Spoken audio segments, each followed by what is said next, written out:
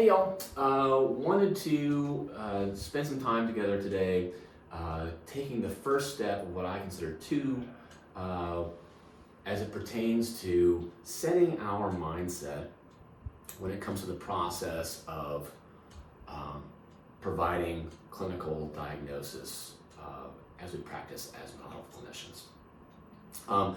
This two-step process for setting our mindset is really kind of rooted in what I consider two basic questions. The first one is, why do we go about providing a diagnosis? And then the second part is how we go about providing a diagnosis. I will get into that second question in another video a little later. In this video, we're going to tackle answering the question, why do we go about diagnosing? The conditions with which our clients come to us for assistance. I answer this question basically in about 5 different ways. Number one is that it allows us to create something concrete out of what can seem to be very abstract. We will get into that in greater detail in just a moment. We diagnose because diagnosing also provides a means of describing human suffering in what are widely understandable terms. This has great benefits in terms of coordination of care and collaboration with other professionals. Thirdly, the process of diagnosis and understanding and defining sort of suffering in this way sort of sets the context for the statistical analysis of behavior. Fourthly, the process of diagnosis also sets variables for research. You may have heard the DSM described as a research manual as well as a clinical diagnostic manual. And then finally, it helps set the starting point for treatment.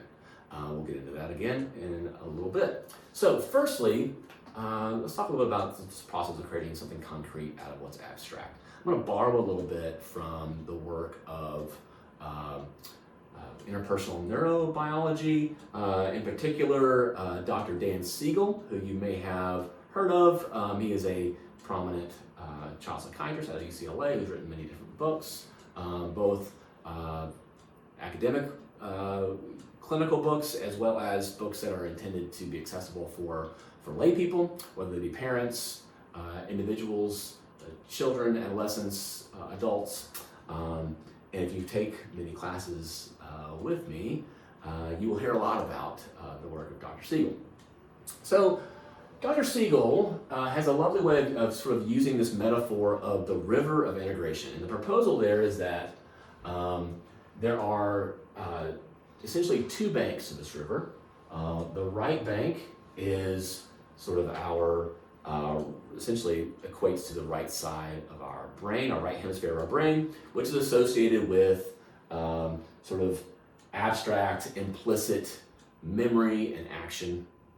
You may have heard the right side of the brain being sort of associated with more artistic pursuits of humanity. But what we're getting at here is that when people come to us for assistance, as mental health professionals, they are often coming to us with sort of an experience of different phenomena, whether they be happening internally or sort of the experience of the outside world, that they can't quite make sense of. They seem sort of scattered perhaps, and in most extreme terms, they seem to be chaotic. And chaos and humans are not generally very good friends. Oftentimes chaos, which interrupts our sense of predictability in the world, familiarity with our environment and ourselves, that unnerves us and has a way of sort of evoking sort of our response to threat, whether it be fight, flight, or in some cases freeze. And you may have read a little bit about that already as you read about sort of the parts of the brain, the amygdala, and the way that it functions and sort of affects our cognition, our emotional regulation, and our behavior. So, the antidote to this abstraction / chaos is to create structure and systematization. These are processes that create sort of understanding, familiarity, and predictability, which of course help us to feel safe, soothed, and then again to make sense of what's going on in our world so that we can improve our ability to respond and relate to ourselves and to others in our environment. So, the DSM is the structured systematization attempt that is accepted by our field as professional counselors and the field of other mental health professionals, whether it be psychology, psychiatry, clinical social work, or marriage and family therapy. And so the DSM allows us to create something concrete out of what often feels very abstract. So it takes sort of an evidence-based approach to gathering information about these abstract experiences and essentially putting language to it, so that people can have a common understanding of what these phenomena are, have better odds at predicting what's going on, and defining what's going on, and then responding in ways that relieve the said suffering. Now, the extreme sort of risk of concretizing anything is that it leads to rigidity. And the antidote to rigidity, in this case, for us as clinicians, is to remain open, curious, and as flexible as possible. So once we've landed at a diagnosis, we could run the risk of becoming sort of rigidly attached to the diagnosis and requiring that a client go through a treatment protocol that when faced with new and emerging information may actually run the risk of harming that client. And so it's important for us to do our best to provide some structure and systematization, but also recognize that we don't have the final word. New variables may be introduced to our work, and our openness to those new developments, our curiosity about what they mean, and our flexibility about adjusting our approach, our treatment, even our diagnosis, is what can facilitate us to maintain a sort of secure relationship with our clients and facilitate that easing of their suffering.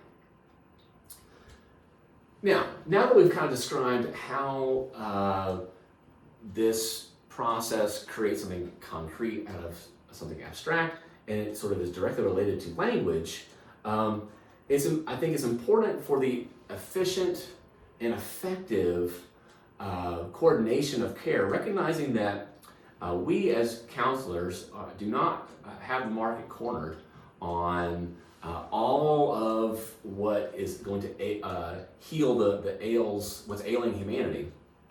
It's important for us to be able to discuss what we're observing with other people providing sort of services that in ideal circumstances are adjunctive and complementary, supplementary, supportive in a mutual way. So a common example of this among mental health professionals is sort of the coordination between a psychiatrist who's managing a client's psychiatric medications and the psychotherapist who is providing sort of counseling, other forms of maybe family therapy that is focused on taking sort of what is occurring neurologically through the medication and applying it to the day-to-day life and habits functioning of the client themselves, whether that be as individuals, couples, or as a family system. And so if the psychiatrist is thinking of these phenomena, these abstract phenomena in one way, and the psychotherapist is thinking about it in another, describing it in different terms entirely, that's obviously going to run interference in the treatment process and can put our clients at risk of further suffering. So, sort of the definition of a mental disorder, the criteria of what constitutes a certain disorder, having a common language about that is really helpful for sort of coordinating care. And then also, this also facilitates the work between people that are in allied professions. Maybe they're not mental health professionals, but take, for example, sort of coordination between a psychotherapist and a special education administrator in a school system. The common language can facilitate sort of understanding what's occurring for the client and defining it in terms that sort of destigmatize the client and lead to accommodations in the school setting that are more likely to support the client's access to the curriculum and help them to meet their potential, help them to not only survive in school, but also thrive in school and to learn and again, develop to the best extent possible. So, secondly, this process of diagnosis, the reason we do it is that it provides a means of describing suffering in widely understandable terms for facilitating collaboration and coordination of care.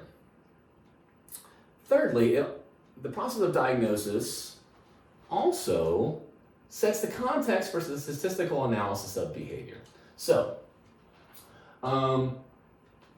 essentially, the diagnostic process, instead of stigmatizing behavior, kind of normalizes behavior in the way that I want us to be thinking about it. So, this, for those of you who are not necessarily statistical or fans of statistics, you may recognize this as a normal curve using statistical sort of non-value laden language.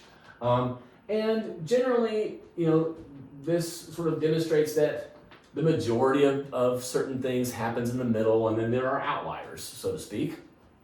And this entire curve is meant to demonstrate what encompasses all of human behavior.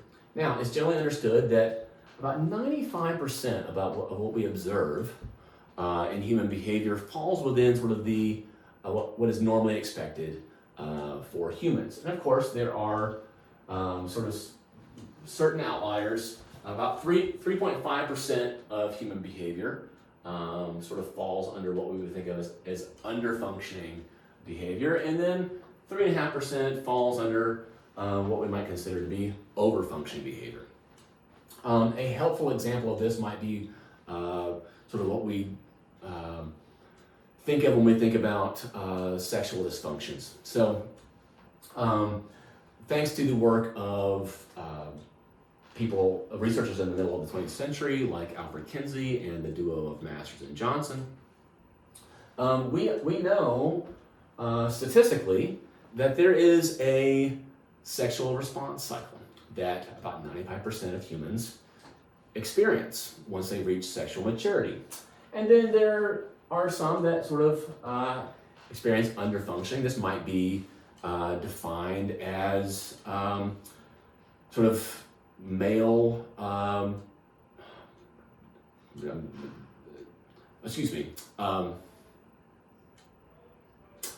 might be defined as erectile dysfunction. This is sort of an example of underfunctioning in the human sexual response cycle for those who are born male. And then premature ejaculation might constitute something that is considered to be overfunctioning. So things are happening too fast. And these things may cause distress because they will impact the relationships that the client is having, and also just the biological imperative of having children. So the approach that the DSM has taken, or the authors of the DSM has taken, is to be able to have a sort of observation of behavior, recognize what is kind of sort of what is within the 95%, but what we can expect to be normal behavior from humans, what is underfunctioning, what is overfunctioning, how the over or underfunctioning might impact a person's well-being, as in like how is it impacting their functioning socially, academically, occupationally, or in other ways like their cognition, their emotional regulation, and their behavior. Otherwise, it also sets sort of targets for what you might, for normalized functioning might be, so that it sort of sets the context or explains why a person might want to function a different way. And it also allows us to trace progress. So we can set sort of what would be a target of treatment, and allows us to track point A to point B in terms of, is a person moving toward their treatment goals. So that's sort of setting the context for statistical analysis of behavior. Kind of adjacent to that is that the DSM and sort of defining mental disorders really goes a long way towards setting variables for research. So one of the things that is true about the authors of the DSM and the DSM itself is that it tries to remain open, curious, and flexible. That's sort of manifested in the sort of semi-regular updates to the manual, as we've just experienced. And so research continues, and if a researcher is going to conduct a study about depression or anxiety, or as we've mentioned before, sort of sexual functioning, the DSM is a go-to for setting our current understanding of what constitutes these variables in what's expected from humanity, what sort of constitutes well-being, and also what might constitute suffering. So it's a research manual as much as it's a clinical manual, and so that's one of the reasons we go about the process of diagnosis, why we use the DSM. And then finally, with all this in mind, the DSM sort of sets the starting point for treatment. So once you can spend time with a client, hear their sort of description of the things that they are experiencing, integrate them in a way that is concrete and understandable in a common language, then we can draw upon previous research about what is effective for addressing these concerns. So this will come to bear in many of your techniques, theory and practice courses about what are some evidence-based treatments for depression, evidence-based treatments for PTSD, evidence-based treatments for attachment disorders like reactive attachment disorder or disinhibited social engagement disorder. So these are all some of the benefits and reasons why we go about the diagnostic process. And I think there is a strong argument to be made that these benefits do in fact outweigh the risks when they are sort of applied by people who are focused on the sort of genuine understanding of what makes our clients human, genuine understanding of what is causing them to suffer, and how we go about relieving that suffering. You will hear me talk a lot about, whether it's in this class or another, how the sort of protocols, standards, the practices we do, whether it be diagnosis, completing a treatment plan, completing our progress notes after each case, these were all designed with the well-being of our clients and ourselves in mind. It allows us to take what, therapy can feel like a very abstract process. It allows us to create something concrete out of it so that we can sort of track progress, define what progress will look like, and track it until a person has met their treatment goals. And then we can facilitate discharge and allowing people to kind of move on from therapy. And these things that have sort of a basic goodness to them can also be co-opted by outside sources in ways that can perhaps interrupt the process. So one of the ways I describe and try to help reframe the process of clinical documentation, people call it paperwork, that has sort of a negative connotation to it, right? And these are things that have developed since insurance companies or funding sources, sort of legal, processes have sort of found a way to co-opt the work that we are doing for their process, and they have used it in some ways to create adverse circumstances for us as clinicians, whether it be denying us access to reimbursement or perhaps inhibiting our ability to practice in general, perhaps misinterpreting what we're doing. And so the way that this applies to our current discussion is that just like progress notes, diagnosis, and sort of the general understanding of mental disorders can be misused and abused. One way that the DSM can be actively misused is the practice of creating stigma to oppress others. You are going to read about how disorders like schizophrenia are, or I should say, let me rephrase this. People of color or from historically minoritized identities have been overrepresented in populations marked by schizophrenia and other fairly severe mental disorders that have led to sort of the restriction of freedom. This was sort of a active, if not deliberate, way of co-opting our understanding of a mental health phenomenon, mental health suffering, to over-apply it to a certain group of people, and to misapply it to a certain group of people, and then find justification for restricting their freedom. That's one way that this can be actively abused. And then one way that I think the other side of that coin is sort of neglect. In this case, I think it shows up oftentimes as sort of oversimplification. It can impair our understanding and our connection to our clients and interrupt effective intervention. This is one way that this manifests is to, I think a classic way that it manifests is when working with people or understanding the way that borderline personality disorder may affect a person. You may have heard people calling people dealing with borderline personality as borderline themselves. They sort of over-personalize the symptoms, and that leads to stigma. Oftentimes people will refuse to work with someone with borderline personality disorder. It kind of leads to the risk of prejudging somebody and assuming that the criteria or the aspects of the disorder as they manifest in the client will create conditions that are more or less impossible or will create too much distress for the clinician.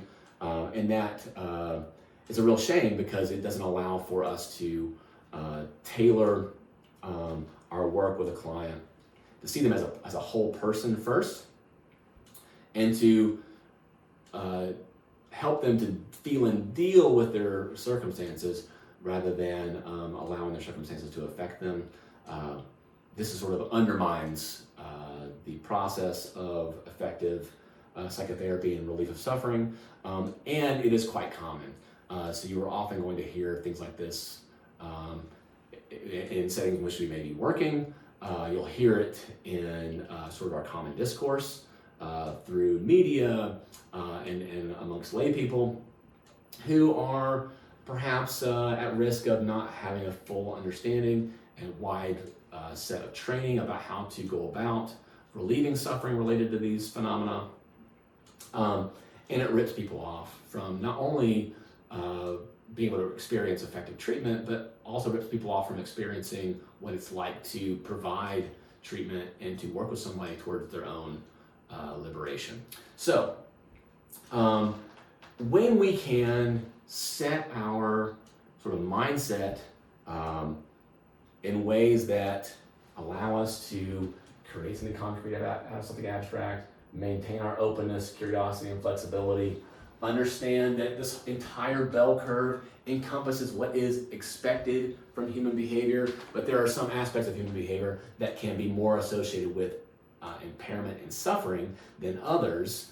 Then we set ourselves up to have sort of a person-centered approach. We can maintain our openness, our curiosity, our acceptance, our empathic understanding of what a person is dealing with, and walk alongside them as they